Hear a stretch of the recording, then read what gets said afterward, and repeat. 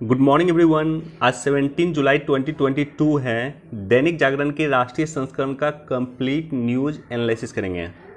शुरुआत करते हैं, लेकिन उससे पहले हमारे चैनल पे नए हैं तो सब्सक्राइब कर दें, अपने दोस्तों के साथ, कलीग के साथ इसे शेयर कर दें। कोई क्वेश्चन पूछना चाहते हैं, कुछ सुझाव देना चाहते हैं, कमेंट सेक्शन में दे सकते हैं। वीडियो को निश्चित तौर पर लाइक कर दें और साथ ही साथ ये जो क्वेश्चन मैं पूछ रहा हूँ, इस क्वेश्चन का जवाब सभी लोग कमेंट सेक्शन में दीजिएगा। वीडियो के दौरान ही इस क्वेश्चन का आंसर आपको पता चल जाएगा। ये क्वेश्चन मैं पुटअप इसलिए भी कर रहा हूँ कि मैंने देखा है कि एक स्टेट पीसीएस में हाल के दिनों में ही ये क्वेश्चन पूछा गया था। क्वेश्चन है कि किसानों की आय 2022 तक दोगुना करने के लिए किस समिति का गठन किया गया था। तो बेसिकली सरकार ने वर्ष 2016 में किसानों की आय को दोगुना करने के लिए इस समिति का गठन किया गया था। और आज पेपर में बिजनेस पेज पे एक न्यूज़ है इसी से संबंधित, तो वहाँ मुझे आपके साथ ये न्यूज़ डिस्कस करना है। ऑप्शन ए है रंगराजन समिति, ऑप्शन बी है कस्तूरी रंजन समिति, ऑप्शन सी है स्वामीनाथन समिति या ऑप्शन डी है अशोक दलवई समिति। अटेम्प्ट सभी लोग कीजिएगा, वीडियो के दौरान ही आपको इसका आंसर मिल जाएगा। बंगाल के राज्यपाल धनखड़ होंगे राजग के उपराष्ट्रपति पद के उम्मीदवार। तो एनडीए ने अपने उपराष्ट्रपति पद के उम्मीदवार की घोषणा कर दिया है और ये जगदीप धनखड़ होंगे।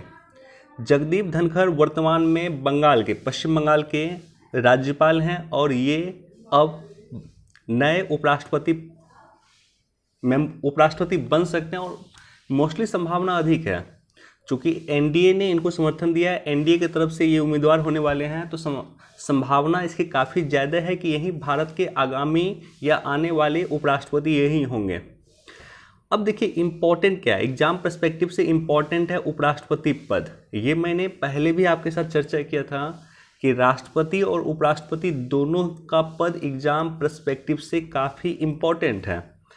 इनके बारे में जो भी इंफॉर्मेशन कलेक्ट करना है, आपको लक्ष्मीकांत के बुक से जाइए, वहाँ पे पढ़िए, कलेक्ट कीजिए। चाहे इनका जो भी संबंधित आर्टिकल हो या इनकी पावर क्या है, इनकी शक्ति क्या है, जो भी चीज़ है, तो आपको हर एक इन्फॉर्मेशन राष्ट्रपति और उपराष्ट्रपति दोनों के बारे में लक्ष्मीकांत के बुक में मिल जाएगा। और ये इस बार हर पर्सपेक्टिव से, प्रीलिम्स, मेंस और इंटरव्यू तीनों ही पर्सपेक्टिव से राष्ट्रपति और उपराष्ट्रपति इम्पॉर्टेंट होने वाला है। तो अपने बेसिक बुक से, लक्ष्मीकांत के बुक से इसको जाकर के पढ़ लीजिएगा। पेपर पढ़ने का बेस्ट तरीका यही होता है कि आप जो पेपर में पढ़ते हैं या पेपर में जो टॉपिक चर्चा में है उसको अपने बुक से जाकर के पढ़ लें। दोस्तों, ये जो टॉपिक है, राजनीति से खत्म कर देंगे मुफ्त रेवड़ी की संस्कृति, प्रधानमंत्री श्री नरेंद्र मोदी। ये प्रधानमंत्री जी का कहना है। इसका मतलब क्या हुआ? इसका मतलब ये हुआ कि जो कई सारी पार्टी आप देखते होंगे घोषणा करता है, फ्री बिजली का घोषणा करता है, फ्री इलेक्ट्रिसिटी का घोषणा करता है, फ्री बसेस पास की घोषणा करता है या फ्री शिक्षा की घोषणा करता है। तो वो जो संस्कृति है, फ्री संस्कृति, हमारे देश की इकोनॉमी के लिए खतरनाक कंडीशन हो सकता है। इसी को इंडिकेट कर रहे हैं माननीय प्रधानमंत्री मोदी जी। अब इस पे चूंकि मैंने कई सारा एडिटोरियल देखा है, तो इस पे भी एक व्यू पॉइंट अपना डेवलप आप लोग कर लीजिएगा। ये मेंस पर्सपेक्टिव से इंपॉर्टेंट टॉपिक होगा। पहला व्यू पॉइंट माननीय प्रधानमंत्री श्री नरेंद्र मोदी जी का है कि देश की इकोनॉमी के लिए खतरनाक कंडीशन हो सकता है। कुछ आपको इसके से संबंधित डाटा भी मिल जाएगा। कुछ दिन पहले इससे संबंधित एडिटोरियल भी हमने चर्चा किया था। दूसरा पर्सपेक्टिव है दिल्ली के मुख्यमंत्री अरविंद केजरीवाल जी का। इसके जस्ट अपोजिट उनका व्यू पॉइंट है।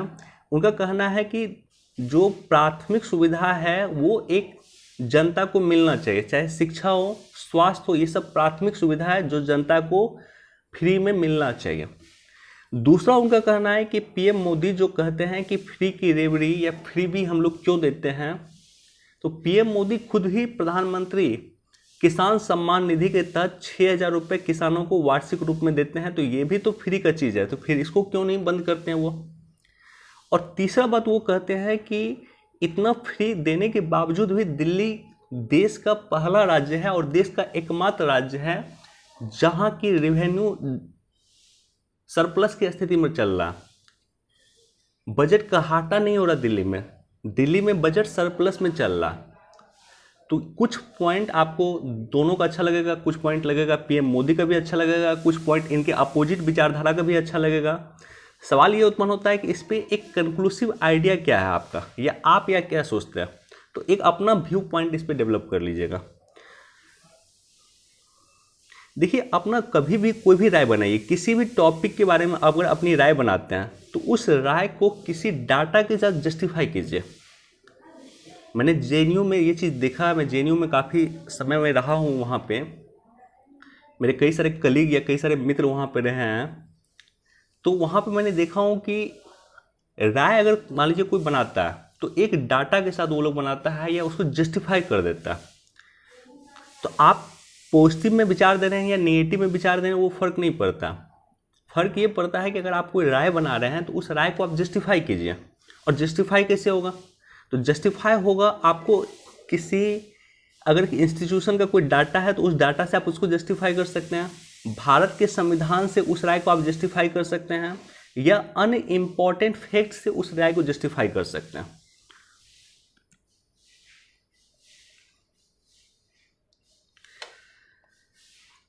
सदन के संचालन में लोकसभा अध्यक्ष ने सभी दलों से मांगा सहयोग।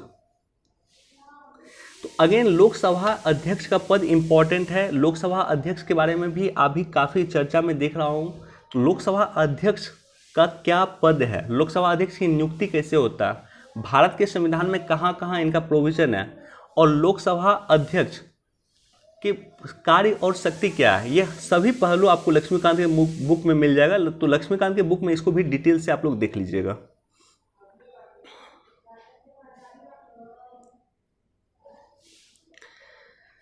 अगेन, मेंस पर्सपेक्टिव से काफ़ी इंपॉर्टेंट टॉपिक है, और विशेष रूप से बीपीएससी में क्वेश्चन मेंस में इससे पूछा गया है, मैंने देखा है। विस्तृत चर्चा और जांच के बिना पारित हो रहे हैं कानून, ये हमारे देश के chief justice of India N V. Ramana ji का स्टेटमेंट है। अब यहाँ पे इम्पोर्टेंट क्या है? इम्पोर्टेंट ये है कि विपक्ष की भूमिका सीमित होना लोकतंत्र के लिए खतरनाक कंडीशन है, और इसी पॉइंट पे, एटलीस्ट इसी टॉपिक पे बीपीएससी क्वेश्चन पूछा है मेंस में। अदर जगह भी क्वेश्चन पूछा गया कि एक स्वस्थ लोकतंत्र के लिए विपक्ष की भूमिका प्रासंगिक है या विपक्ष की भूमिका आवश्यक है। तो इसी टॉपिक पे मेंस में क्वेश्चन पूछा जाता है। तो यहाँ पे उसी के बारे में इंडिकेट किए हैं chief justice of India N V. Ramana ji, न्यायमूर्ति एन.वी. रमन्ना जी ने इसी पॉइंट पे इंडिकेट किया है कि देश में जिस तरह से विपक्ष की भूमिका सीमित हो रही है या विपक्ष की भूमिका कम हो रही है, वो स्वस्थ लोकतंत्र के लिए खतरनाक कंडीशन बन सकता है। कमजोर विपक्ष राष्ट्र निर्माण में कभी भागीदारी नहीं दे सकता। और पिछले 10 वर्ष से हम लोग देख रहे हैं, लगभग 8 वर्ष से हम लोग देख रहे हैं कि देश में एक कमजोर विपक्ष है जो राष्ट्र निर्माण में विशेष रूप से सहयोग नहीं कर सकता। सरकार को जहां उन्हें घेरना चाहिए वो घेर नहीं पा रहे हैं। 24 विधेयक होंगे पेश। तो इम्पॉर्टेंट जो विधेयक है उसके बारे में याद रखिएगा। जो इम्पॉर्टेंट विधेयक इस बार पारित होगा उस विधेयक के बारे में हम लोग यहाँ पे डिस्कस भी कर देंगे, और उसके बारे में आप लोग भी देखते रहिएगा। संसद का वेबसाइट देखते रहिएगा, चेक करते रहिएगा, पीआईबी देखते रहिएगा। पीआईबी आप लोग को डेली देखना चाहिए, पीआईबी का वेबसाइट डेली देखना चाहिए। बहरहाल हम लोग भी डिस्कस कर देंगे। इसी साल अस्तित्व में आएगा भारतीय उच्च शिक्षा आयोग। 2-3 दिन पहले भी इस टॉपिक पे हमने डिस्कस किया था कि भारत में एक higher education commission of India बनने वाला, और higher education commission of India basically इसके 4 अंग होंगे। एक होगा राष्ट्रीय उच्चतर शिक्षा विनियामक परिषद, national higher education regulatory council. दूसरा होगा नेशनल एक्रीडिटेशन काउंसिल, नैक, यानी राष्ट्रीय प्रत्यायन परिषद। तीसरा है उच्चतर शिक्षा अनुसंधान परिषद, higher education grant commission council, sorry. और चौथा है राष्ट्रीय सामान्य शिक्षा परिषद, यानी जनरल एजुकेशन काउंसिल, GEC। तो ये 4 होंगे बेसिकली, और ये 4 मिलके बनेंगे राष्ट्रीय उच्चतर शिक्षा आयोग, जो इसी साल अस्तित्व में आ जाएगा।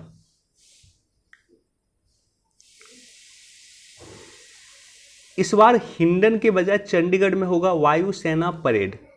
हिंडन के बजाय चंडीगढ़ में होगा वायुसेना परेड। वायुसेना परेड बेसिकली 8 अक्टूबर को मनाया जाता है, जो इस बार हिंडन में ना होकर के कहाँ होगा, चंडीगढ़ में होगा।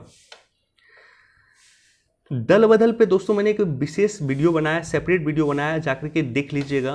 एक पॉइंट बस मैं यहाँ पे डिस्कस करूँगा जो वीडियो में भी मैंने चर्चा किया है। तो दल बदल में जो है बेसिकली जब आया था 52वें संविधान संशोधन से आया था और 1985 में आया था, 1985 में आया था। तो जब ये दल बदल कानून आया था उस समय में ये प्रोविज़न था कि किसी भी पार्टी के 1/3 सदस्य अगर टूट के नई पार्टी बनाते हैं या नई किसी अन्य पार्टी में शामिल हो जाते हैं, 1/3 या इससे अधिक सदस्य, तो उस पर दल बदल कानून लागू नहीं होगा। जब इसके बाद भी समस्या नहीं रुकी तो उसके बाद 91 संविधान संशोधन 2003 में यह प्रोविज़न किया गया कि किसी भी पार्टी के 1/3 नहीं, अब 2/3 सदस्य हम लेते हैं, तो किसी भी पार्टी के 2/3 सदस्य टूट के नई पार्टी बनाते हैं या किसी अन्य पार्टी में जाते हैं तो फिर उस पर दल बदल कानून लागू नहीं होगा। तो ये प्रोविज़न किया गया था 2003 में, और 2003 में ये प्रोविज़न करने के बाद भी हम देख रहे हैं कि दल बदल देश में रुक नहीं रहा।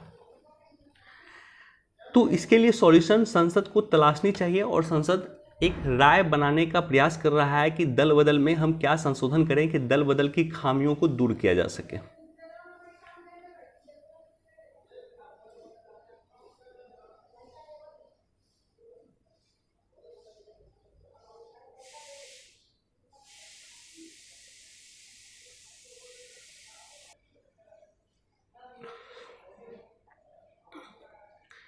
फेक न्यूज़ की चुनौतियों का सामना करने के लिए तैयार रहें। तो फेक न्यूज़ से संबंधित ये भी मेंस पर्सपेक्टिव से इम्पॉर्टेंट है कि फेक न्यूज़ क्या है, फेक न्यूज़ की चुनौती क्या है, फेक न्यूज़ के सॉल्यूशन के लिए क्या भारत के संविधान में कोई प्रोविज़न है, क्या फेक न्यूज़ को रोकने के लिए संसद ने कोई कानून बनाया है। तो ये सब मेंस पर्सपेक्टिव से इम्पॉर्टेंट है।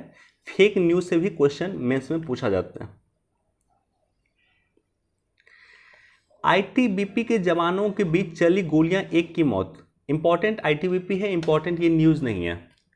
आईटीबीपी अगर आप देखिएगा एक सेंट्रल आर्म पुलिस फोर्स है, CAPF, central arm police force. ये मिनिस्ट्री ऑफ होम अफेयर के तहत आता है, गृह मंत्रालय के तहत आता है। तो कई बार लोगों को कन्फ्यूजन होता है कि जो BSF के हमारे जवान होते हैं या आईटीबीपी के जवान होते हैं, ये सब गृह मंत्रालय के अधीन आता है, ये रक्षा मंत्रालय के अधीन नहीं आता है।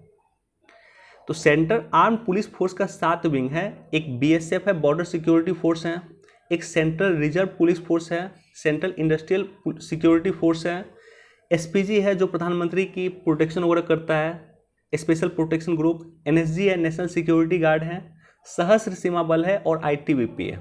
तो ये 7 जो विंग है, ये सातों के सातों गृह मंत्रालय के अधीन होता है।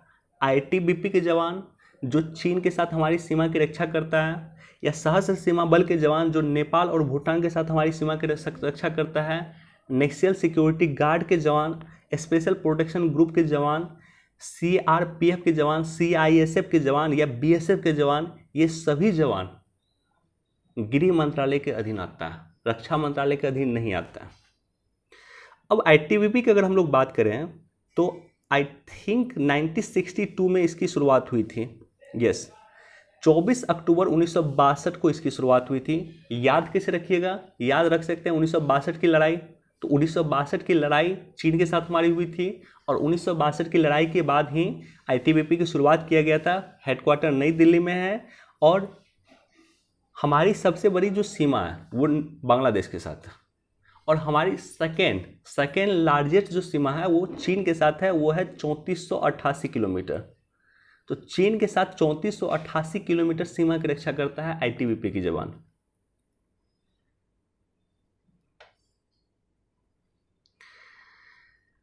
साइबर सिक्योरिटी पे कुछ दिन पहले अभी हमने चर्चा किया था कि साइबर सिक्योरिटी को रोकने के लिए सरकार बेहद सजग है, इसके लिए सरकार काम कर रही है। और यहाँ पे एक योजना के बारे में डिस्कस किया गया है। ये योजना की शुरुआत भी बेसिकली 2018 में किया गया था। इसको बोलते हैं I4C मतलब होता है Indian cyber crime coordination centre. तो Indian cyber crime coordination centre ये योजना शुरू कर दिया गया है और इसका बेसिक उद्देश्य है कि साइबर अपराध को रोका जाए। भारत नेपाल सीमा विवाद की सुलह की कोशिश में मित्रता का प्रचंड संदेश। देखिए इम्पॉर्टेंट है इंडिया नेपाल रिलेशन। अगर आप क्वेश्चन देखिएगा यूपीएससी का क्वेश्चन, मेंस का या बीपीएससी का क्वेश्चन या कोई अन्य पीसीएस का क्वेश्चन, तो सबसे अधिक जो क्वेश्चन पूछा जाता है इंटरनेशनल रिलेशन में वो पूछा जाता है आपके पड़ोसी देशों के साथ संबंध। इंडिया नेपाल संबंध, इंडिया भूटान संबंध, इंडिया म्यांमार संबंध, India Pakistan relation, India Sri Lanka relation, India Maldives relation, India Bangladesh relation, तो ये सब क्वेश्चन सबसे ज़्यादा पूछा जाता है। तो इंडिया नेपाल रिलेशन भी आप लोग देख लीजिएगा। भारत और नेपाल के बीच जो संबंध है उसकी शुरुआत कैसे होती है, वर्तमान संबंध क्या है, संबंध के बीच में चुनौती क्या है, ये सभी पर्सपेक्टिव आप लोग देख लीजिएगा।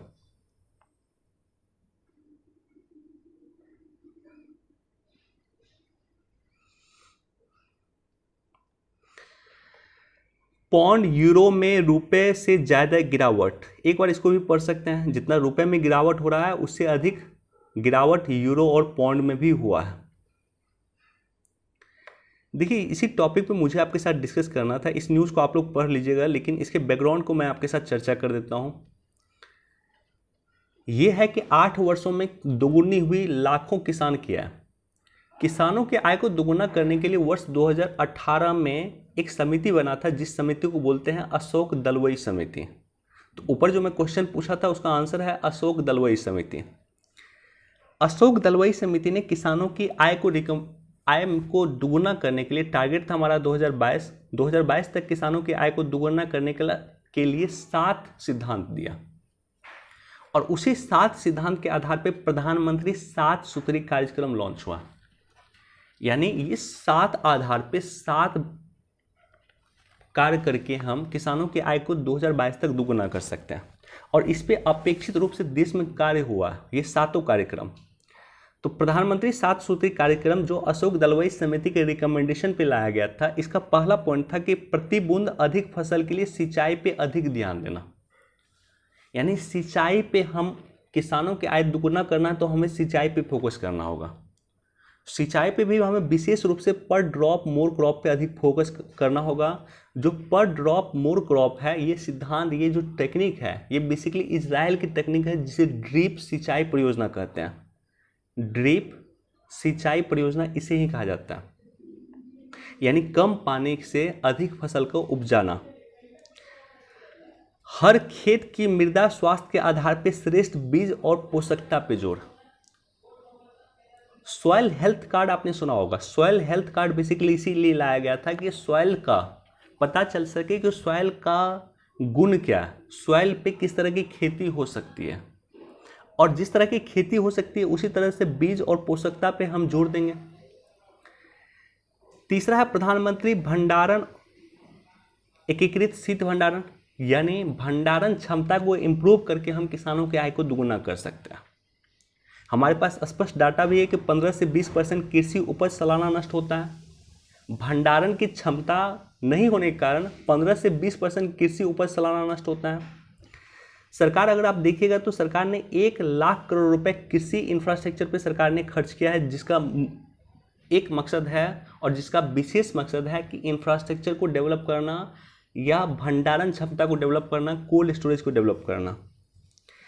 फिलहाल देश में 8.16 करोड़ टन की भंडारण क्षमता है, जिसे 20% तक बढ़ाया गया है।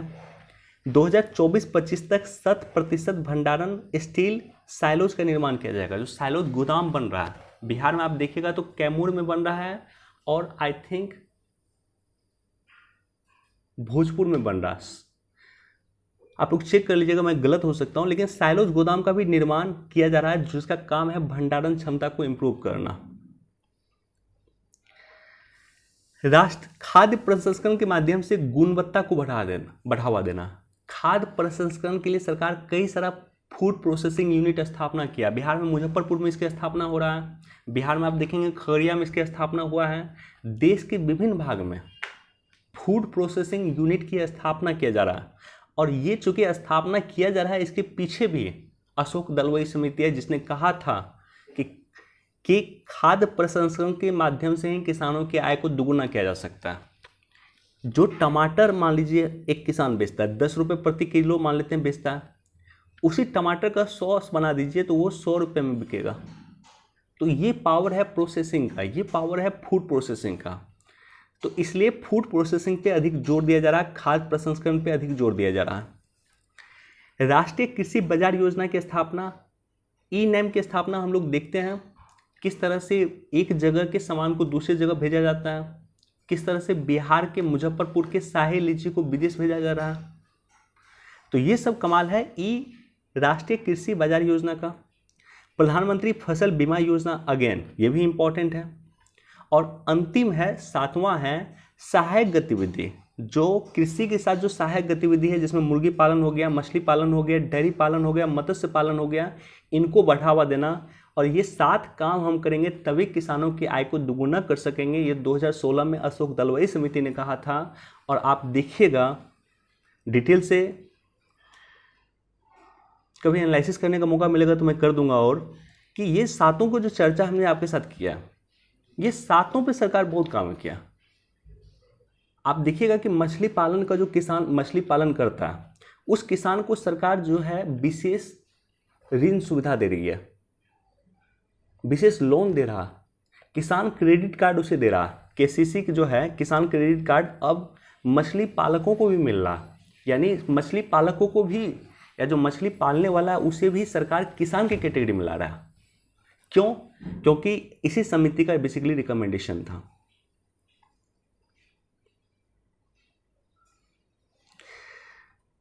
भारत ने श्रीलंका को निरंतर सहयोग और आश्वासन दिया है। निश्चित तौर पे श्रीलंका की वर्तमान स्थिति में भारत श्रीलंका के साथ खड़ा है, जो चीन आपको वर्तमान में श्रीलंका के साथ खड़ा नहीं दिखेगा।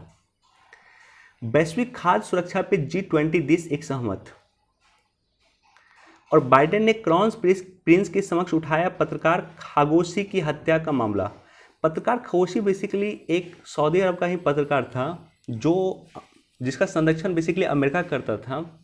और इस्तांबुल के जो दूतावास है वहाँ पे इसकी हत्या हुई थी। तो अन्य देश में जाकर के इसकी हत्या हुई थी, चूँकि ये सऊदी अरब के खिलाफ लिखना शुरू कर दिया था और अमेरिका इसको सहयोग दे रहा था, तो विदेश में ही इनकी हत्या हो गई थी। और ये 2018 का मुद्दा है और काफ़ी चर्चा में हुआ था उस समय में। तो जब बाइडेन सऊदी अरब पहुँचे तो उन्होंने ये मुद्दा उठाया। तो क्राउन प्रिंस का कहना है कि इनकी हत्या में मेरा पर्सनल कोई हाथ नहीं था, लेकिन ये चर्चा में था उस समय। मैं डिटेल से अभी जाना नहीं चाहता हूँ इस टॉपिक पे, लेकिन ये उस समय में काफ़ी चर्चा में था। हाँ, सऊदी अरब का ये भी कहना है कि अमेरिका भी विश्व में कई सारा इस तरह का गलती करता है।